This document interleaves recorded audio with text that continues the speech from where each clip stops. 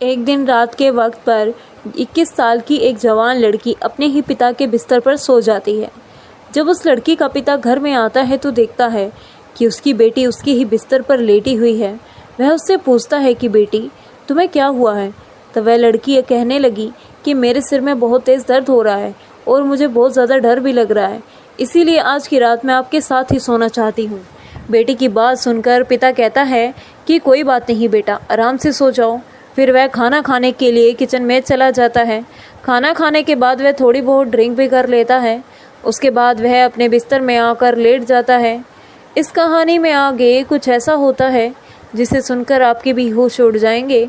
अब आप सोचने पर मजबूर हो जाओगे कि एक पिता और बेटी आखिर ऐसा काम कैसे कर सकते हैं। कहानी शुरू करने से पहले आप सभी से मेरा निवेदन है कि अगर आप इस चैनल पर नए हैं तो प्लीज़ चैनल को सब्सक्राइब ज़रूर कीजिएगा। तो चलिए दोस्तों, इस कहानी को शुरू करते हैं। आज की यह सच्ची कहानी मध्य प्रदेश के सागर जिले की है। इसी जिले के एक गांव में प्रेमलाल नाम का एक आदमी अपने 3 बच्चों के साथ रहता था, जिसमें बड़ी बेटी की उम्र 21 साल और छोटी बेटी की उम्र 15 साल और सबसे छोटे बेटे की उम्र 10 साल की थी। लंबी बीमारी के चलते प्रेमलाल की पत्नी का देहांत 2 वर्ष पहले ही हो चुका था। पत्नी के चले जाने के बाद घर के हालात एकदम ही खराब हो जाते हैं। उसको घर चलाना बहुत मुश्किल हो रहा था। जो पैसा बचा कर रखा था वह सब पत्नी के इलाज में लग जाता है। आर्थिक स्थिति दिन ब दिन खराब होती जा रही थी और वह काफ़ी कर्जदार भी हो चुका था। बच्चे भी अपनी माँ की याद में गुमसुम रहने लगे थे। उनको संभालने वाला भी कोई नहीं था। औरत तो बच्चों के साथ साथ घर को भी अच्छी तरह संभाल लेती है, मगर एक मर्द के लिए यह सब करना बहुत ही मुश्किल हो जाता है।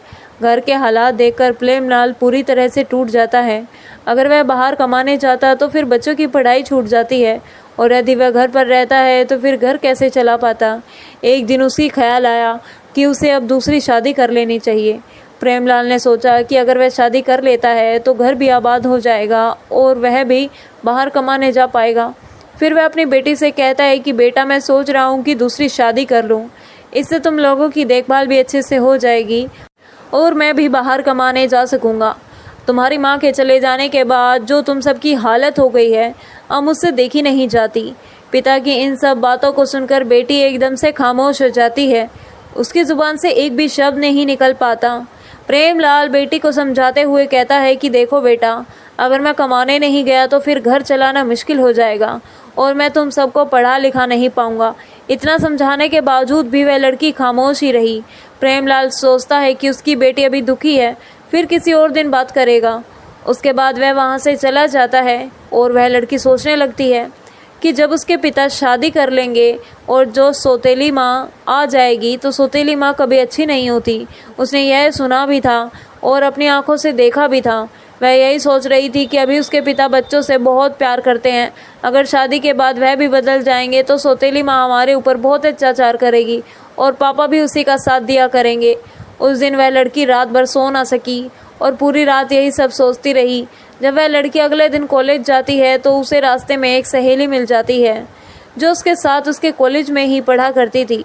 फिर वह लड़की अपनी सहेली को सारी बात बता देती है जो उसके पिता ने अपनी शादी के बारे में उससे कही थी।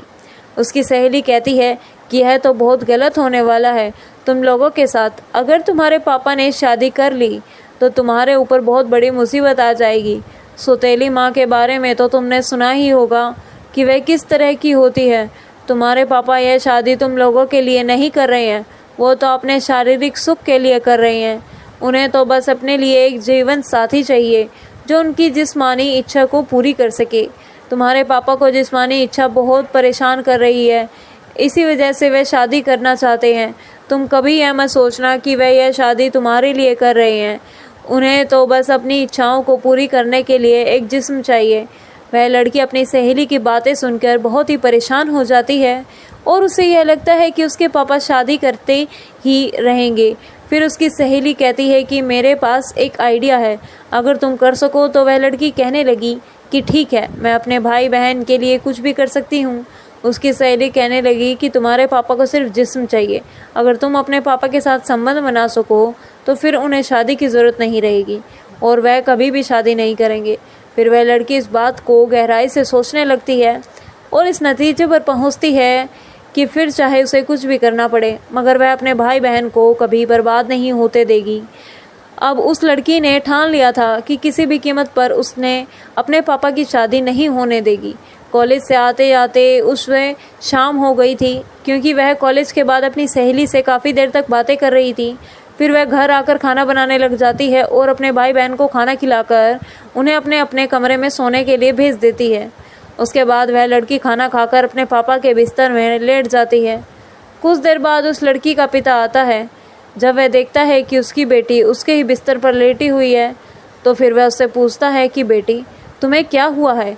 तो लड़की कहने लगी कि पापा मेरे सिर में बहुत ज़्यादा दर्द हो रहा है और मुझे डर भी लग रहा है, इसीलिए आज की रात मैं आपके साथ ही सोना चाहती हूँ।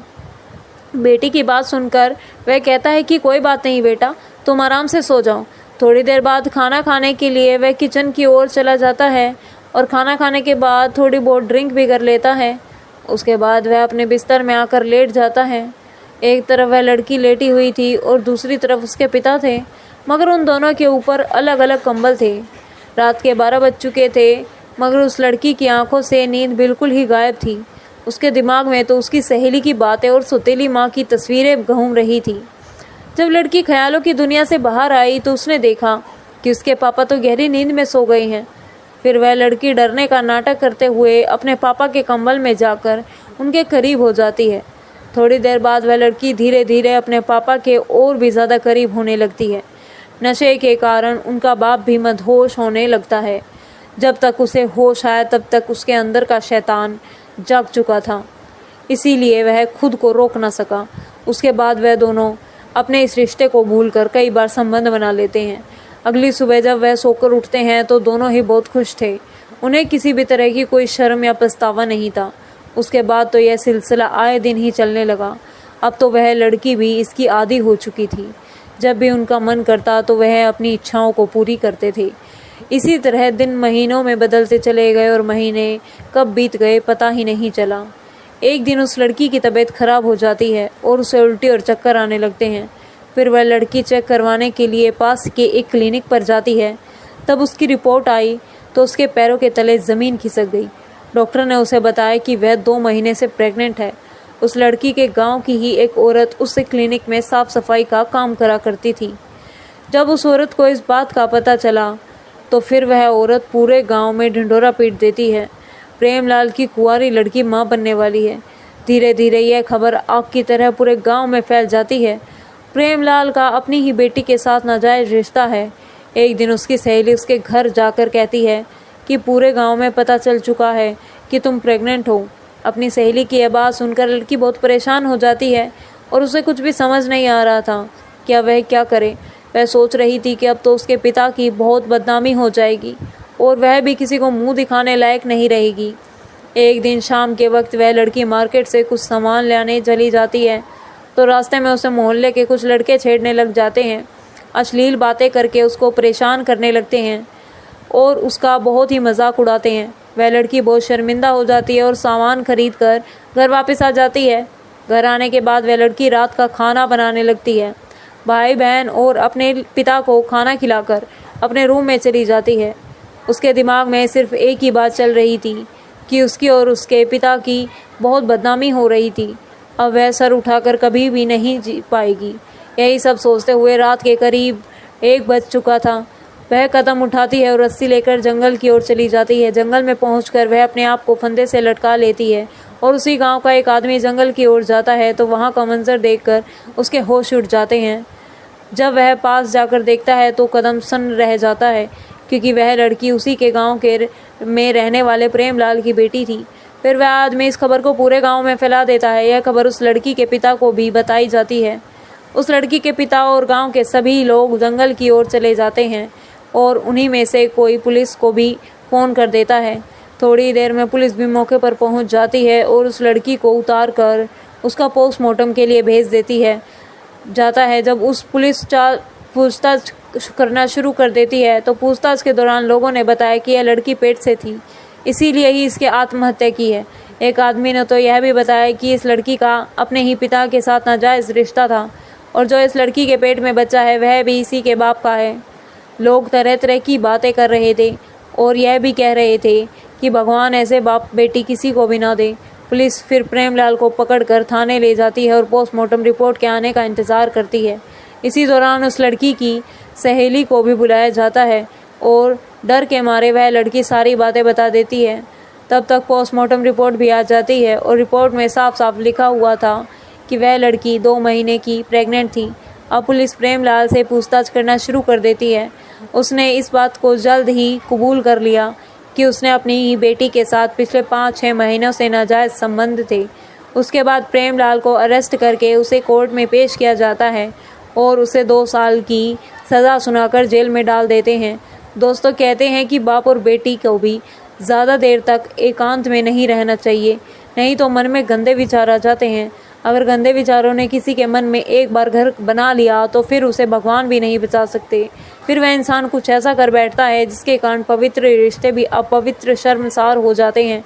दोस्तों, इस कहानी को सुनाने का मकसद आपकी भावनाओं को ठेस पहुंचाना नहीं है, बल्कि आप लोगों को जागरूक और सचेत करना है।